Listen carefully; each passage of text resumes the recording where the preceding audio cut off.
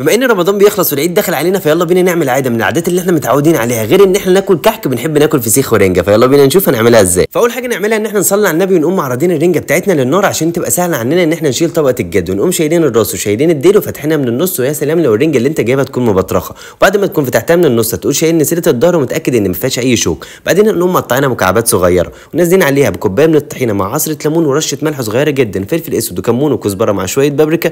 اخد نفس. ونقوم نازلين بالخضار بتاعنا، طماطم من غير بذر عشان الزفاره مع شويه فلفل وبصل ابيض وربع كوبايه من الخل وعليهم معلقتين من زيت الزيتون، ونمكس كل حاجه مع بعض. يبقى كده سلطه الرنجه جاهزه معانا. فجاء الوقت ان احنا نزيد شويه رشه طحينه مع رشه كزبره مع شويه من البصل الاخضر ده اساسي، ومعلقتين من زيت الزيتون ورشه كمون. وبس كده احنا خلصنا. وعايزك تكتب لي تحت في الكومنتات انت من الناس تيم الرنجه ولا تيم الفسيخ اول يوم في العيد. وبس كده ويلا بينا نشوف طعمها عامل ازاي. لو بكره صيام انا هبقى عطشان مش عارف اصوم ازاي. حلوه قوي، اقسم بالله حلوه قوي.